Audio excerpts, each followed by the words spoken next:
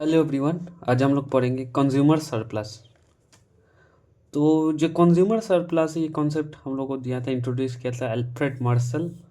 Martial ने और एक दिया था वेल्थ ऑफ नेशन, है ना।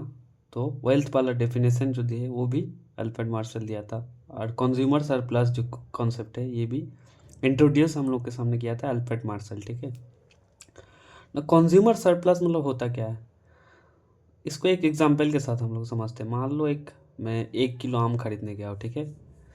अभी बाजार में जो आम का प्राइस, मान लो आम खाने का मुझे बहुत मन कर रहा है ना, तो मैं ये सोच कर जा रहा हूँ कि 1 किलो आम के लिए मैं 100 रुपया देने के लिए तैयार हूँ, ठीक है। और बाजार में जो आम मुझे मिल रहा है 80 रुपये में मिल रहा है ना। सो 100 रुपया देने के लिए मैं तैयार हूँ और मिल मुझे रहा है 80 रुपया में, है ना। तो जो 20 रुपया की जो डिफरेंस है वो है कंज्यूमर सरप्लस। तो it is the difference between what is the consumer is willing to pay, क्या कंज्यूमर कितना देना चाहता है, और व्हाट ही और सी एक्चुअली पे, और कितना वो एक्चुअली देता है ना। इसको हम लोग मॉनेटरी टर्म में मेजर करते हैं। नाउ कंज्यूमर सरप्लस का और हम लोग कैसे एक्सप्रेस करते थे, विलिंगनेस टू पे कितना देना चाहता है माइनस एक्चुअली पे कितना वो एक्चुअली देता है, ठीक है। और कैसे बोलता है, एक्चुअल प्राइस माने पोटेंशियल प्राइस। पोटेंशियल प्राइस मतलब मैं कितना देना चाहता हूँ तो मेरे लिए वही ना पोटेंशियल प्राइस हो गया। मतलब मैं इतना देता हूँ तो मेरे लिए पोटेंशियल प्राइस वो हो गया, माइनस एक्चुअल प्राइस, है ना। Actual price minus potential price, marginal utility minus market price. ये कैसे हो रहा है, मतलब कोई भी चीज़ को जितना यूटिलिटी है मैं उतना ही पैसा देना चाहूँगा, है ना। लेमू में हम लोग क्या पढ़े थे, marginal utility by price of price of the product is equal to constant, है ना। तो किसी भी चीज़ का जितना उससे मुझे जितना खुशी मिल रहा है उसी हिसाब से ना पेमेंट मैं दूंगा, है ना। तो marginal utility minus market price, ये भी हम लोग बोल सकते हैं। और एक हो सकता है total utility minus total amount spend. Total utility मतलब मान लो मैं टोटल यूटिलिटी मान लो 3 किलो आम खरीदना, पहला किलो के लिए मैं 100 रुपये देना चाहता हूँ, ठीक है। उससे मुझे 100 खुशी मिल रहा है इसलिए मैं 100 रुपये देना चाहता हूँ, ठीक है। तो एक चीज़ हम लोग बोल सकते हैं, यूटिलिटी और प्राइस लगभग सेम चीज़ है ना। तो 3 किलो आम से मैं 300 रुपया में 300 खुशी मिला, तो टोटल यूटिलिटी हो गया माइनस टोटल अमाउंट स्पेंड। मुझे मिला 80 रुपये में मिला तो 240 रुपये में मिला, है ना। तो 300 माइनस 240 हो गया मेरा कंज्यूमर सरप्लस। तो total utility minus total amount spend. और एक बोल सकते हैं value in use minus value in exchange. मुझे उसको उससे कितना यूज़ मिल रहा है ना, तो उतना ही मैं पेमेंट दूंगा, है ना। उससे मुझे कितने यूज़, मतलब उसका उसका कितना यूज़ है उसके लिए मैं कितना, मतलब उसको लेने के लिए मैं कितना, मतलब पैसा देना चाहता हूँ, है ना। उसका कितना यूज़ है, value in use minus value in exchange, कितना मैं उसको एक्सचेंज में कर रहा हूँ, उसको कितना प्राइस में उसको मिल रहा है ना। सो अगर शॉर्टकट हम लोग आसान भाषा में बोला है ना, तो कंज्यूमर सरप्लस मतलब कितना वो देना चाहता है माइनस एक्चुअली वो कितना देता है, ठीक है। और कैसे कैसे एक्सप्रेस करते हो हम बताया। Now coming to assumption of consumer surplus. Consumer surplus पढ़ने के पहले कुछ एजम्पशन पढ़ेंगे, उसके पहले हम लोग ये वाला चार्ट समझ लेते हैं, है ना। मैंने पहले ही बोला था मार्जिनल यूटिलिटी और प्राइस लगभग इक्वल है ना उसको। नाउ मान लो मुझे आम खाने का मन कर रहा है ना। तो पहला आम बहुत मन कर रहा है, तो पहला आम लेने के लिए मैं कितना बहुत ज़्यादा पैसा देने के लिए तैयार हूँ, है ना। तो उसके लिए मार्जिनल यूटिलिटी बहुत है। मान लो पहला आम के लिए 20 रुपया देना चाहता हूँ, तो उसका मार्जिनल यूटिलिटी हो गया 20। तो पहला आम खाकर मैं थोड़ा खुश हो गया, है ना। तो सेकेंड आम के लिए मैं पैसा देना चाहता हूँ लेकिन उसके लिए उतना, मतलब उतना खुशी नहीं मिल रहा। तो उसका मार्जिनल यूटिलिटी 15 हो गया, है ना। तीसरा के लिए 10 हो गया, चौथा के लिए 5 हो गया। तो मार्जिनल यूटिलिटी है जो धीरे धीरे कम हो रहा है ना। टोटल यूटिलिटी ऐड होने लगेगा। पहला मैंगो से मुझे 20 रुपया 20 खुशी मिला, है ना मार्जिनल यूटिलिटी। तो दूसरा से 15, तो दोनों ऐड करके 35 हो गया। उसके बाद और 5 10 रुपया 10 खुशी मिला तो 45 हो गया। टोटल यूटिलिटी ऐड होते जा रहा है। लेकिन मार्केट में पहला आम के लिए मैं 20 रुपया देने के लिए तैयार हूँ, लेकिन मार्केट में मिल कितने में रहा है, 5 ही रुपये में मिल रहा है ना। तो इसमें कंज्यूमर सरप्लस कितना हो गया, 15। दूसरा आम के लिए मैं 15 रुपया देने के लिए तैयार हूँ, लेकिन मार्केट में मिल रहा है 5 रुपये में, तो कंज्यूमर सरप्लस 10 हो गया। तीसरा के लिए कि मैं 10 रुपया देना चाहता हूँ, लेकिन मिल रहा है 5 ही रुपये में। चौथा के लिए 5 ही रुपया देना चाहता हूँ, है ना, लेकिन मार्केट में मिल रहा है 5 ही रुपये में, तो इसमें कंज्यूमर सरप्लस मेरा 0 हो गया। इसको हम लोग ग्राफिकली अगर रिप्रेजेंट करें कंज्यूमर सरप्लस, है ना, उसके पहले हम लोग थोड़ा एजम्पशन देख लेते हैं। कंज्यूमर सरप्लस के लिए क्या क्या एजम्पशन ले रहे हैं हम लोग। Marginal utility of money for the consumer is considered same, ठीक है।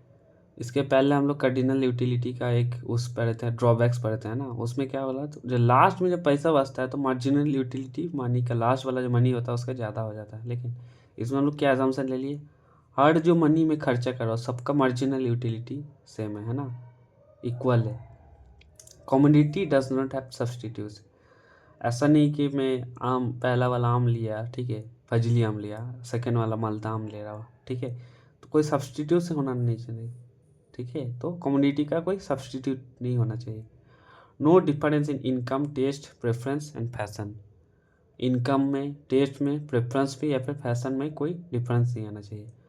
और जो हर कम्युनिटी है वो इंडिपेंडेंट ऑफ अदर्स, है ना, एक दूसरे के ऊपर डिपेंडेंट नहीं होना चाहिए। ये हम लोग कुछ बेसिक एजम्पशन ले लिए। इसको हम लोग अगर ग्राफ में प्लॉट करें, है ना, तो ग्राफ में हम लोग एक्स एक्सिस से क्वांटिटी को प्लॉट किया और वाई एक्सिस में प्राइस प्लॉट किया, ठीक है। तो पहला जो आम है उसके लिए मैं 50 रुपया देने के लिए तैयार हूँ, है ना, पहला आम के लिए। दूसरा आम के लिए मैं देने के लिए तैयार हूँ 40 रुपया। तीसरा के लिए मैं 20 रुपया। चौथा के लिए 10 रुपया। पाँचवा के लिए 5 रुपया।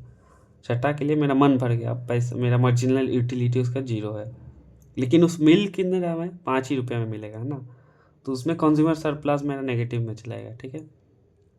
नाउ हम लोगों को सबको पता है कि डिमांड कर्व जो है नेगेटिव स्लोप है और स्ट्रेट लाइन होता है ना। पहले प्राइस जितना बढ़ेगा, ये हो गया हमारा डिमांड कर्व, ठीक है, नेगेटिव स्लोप हो रहा है और स्ट्रेट लाइन। ऐसा जरूरी नहीं है कि स्ट्रेट लाइन ही होगा डिमांड कर्व, ठीक है। नाउ हम लोग मार्जिनल, तो हम लोग अब देखते हैं इसमें कंज्यूमर सरप्लस कौन सा है ना। पहला के लिए मैं 50 रुपया देने में तैयार हूँ, लेकिन वो मिल कितने में रहा है, 20 ही रुपया में, है ना। मान लो उसका प्राइस है पी इज इक्वल टू 20 मान लेते हैं, ठीक है। मैं 50 देने के लिए तैयार हूँ लेकिन मिल रहा 20 ही रुपया में। दूसरा के लिए 40 देने के लिए तैयार हूँ लेकिन मिल रहा 20। तीसरा में 20 देने के लिए तैयार हूँ लेकिन 20 ही रुपये में मिल रहा है, ठीक है। अब मैं कितना देने के लिए तैयार हूँ, ठीक है, तो पूरा जो है ये एरिया है, पूरा एरिया है वो मैं देने के लिए तैयार हूँ, ठीक है।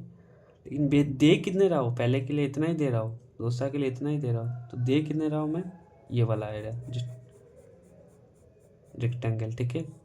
तो कंज्यूमर सरप्लस क्या हो गया, ये वाला ट्रायंगल हो गया। तो मैं कितना देने के लिए, तो एरिया जो है तो उसको हम लोग कैसे निकालेंगे, तो कंज्यूमर सरप्लस मतलब OQRD, टोटल जो एरिया है माइनस में ये वाला रेक्टेंगल कर दिया, तो ये हो गया मेरा कंज्यूमर सरप्लस। ग्राफिकली हम लोग अगर इसको डिनोट करें,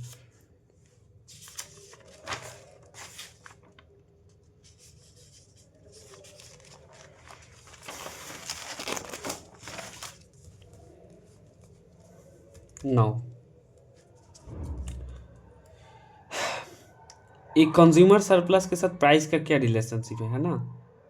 तो प्राइस के साथ, प्राइस अगर बढ़ेगा, प्राइस के साथ कंज्यूमर सरप्लस का इन्वर्सन रिलेशनशिप है। अगर प्राइस बढ़ेगा तो कंज्यूमर सरप्लस घटेगा, है ना। इसको हम लोग कैसे समझाते हैं, मान लो एक एग्जांपल लेते हैं, ठीक है। पहला जो मैंगो है मुझे 80 रुपये में मिल रहा था लेकिन मैं देने के लिए तैयार था 100 रुपया, ठीक है, तो मेरा कंज्यूमर सरप्लस 20 हो गया। अब मान लो उसका प्राइस बढ़ गया है ना, 80 से 90 हो गया, लेकिन ठीक है, उसको प्राइस बढ़ गया लेकिन मैं देने के लिए कितना तैयार था, 100 रुपया, तब कंज्यूमर सरप्लस मेरा 10 हो गया, है ना। तो प्राइस अगर बढ़ रहा है तो कंज्यूमर सरप्लस घट रहा है, ठीक है। ग्राफ में भी हम लोग देख सकते हैं। मान लो ये हो गया मेरा टोटल में कितने देने के लिए तैयार था, ठीक है, प्राइस ये वाला प्राइस था। तो प्राइस अगर मेरा बढ़ रहा है, ठीक है, तो ऊपर जाएगा ये वाला, है ना, ऊपर जाएगा तो मेरा एरिया कम हो रहा है ना ट्रायंगल। ये अगर प्राइस घट रहा है तो ये वाला लाइन नीचे आ जाएगा तो मेरा ट्रायंगल बड़ा हो जा रहा है ना। एरिया बढ़ रहा है मतलब कंज्यूमर सरप्लस बढ़ रहा है। तो मेरा प्राइस अगर बढ़ रहा है तो मेरा एरिया छोटा हो जा रहा है ना, तो कंज्यूमर सरप्लस कम हो गया, प्राइस अगर कम हो गया नीचे जा रहा है तो एरिया बढ़ रहा है तो कंज्यूमर सरप्लस बढ़ रहा है। तो प्राइस के साथ कंज्यूमर सरप्लस का हमेशा इनवर्स रिलेशन रहता है, ठीक है। और coming to importance of consumer surplus, सबसे पहले हो गया कंजक्टरल इम्पोर्टेंस, ठीक है। मान लो बहुत कुछ वार आ गया, फ्लूड आ गया, ड्रॉट आ गया, फेमाइन आ गया, ठीक है। नॉर्मल टाइम में क्या होता है, प्राइस स्टेबल रहता है, सप्लाई नॉर्मल रहेगा, है ना। अगर सप्लाई घटेगा तो प्राइस बढ़ेगा।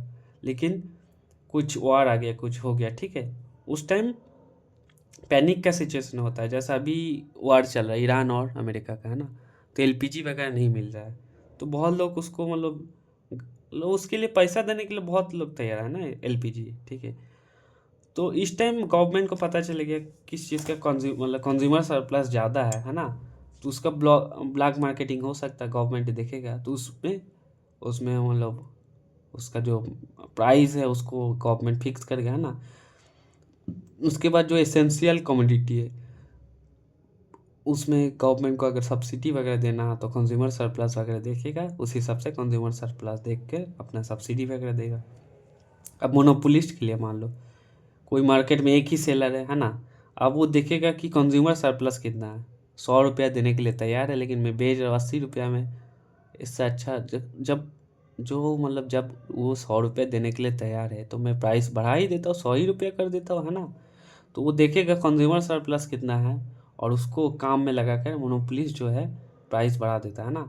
उसके बाद टैक्सेशन और पब्लिक फाइनेंस में गवर्नमेंट जो चेक करता है कि कंज्यूमर कोई भी कौन सा प्रोडक्ट में कंज्यूमर सरप्लस कितना है, उस हिसाब से वो टैक्स लगाता है, ठीक है। उसके बाद इंटरनेशनल ट्रेड में कैसे बेनिफिट होता है देखते हैं। एक इंटरनेशनल जो ट्रेड में है मान लो, ठीक है, कोई भी गुड अगर मतलब कोई देश में अगर कोई चीज़ सस्ता में मिल रहा है ना तो उसको हम लोग इम्पोर्ट कर लेते हैं ना। मान लो इंडिया में पहले 20,000 में मोबाइल मिलता है, अब उसको इम्पोर्ट कर रहा हूँ बाहर से, अब 15,000 में मिल रहा है। तो मेरे लिए कंज्यूमर गेन कितना हो गया, 5,000 हो गया, ठीक है। तो वो लोग देखेगा कंज्यूमर सरप्लस देख कर इंटरनेशनल ट्रेड होता है। अगर किसी में मतलब कंज्यूमर सरप्लस मतलब जिसमें मेरा फ़ायदा हो रहा है कि नहीं वो देखेगा, तो उस हिसाब से इंटरनेशनल ट्रेड काम करता है।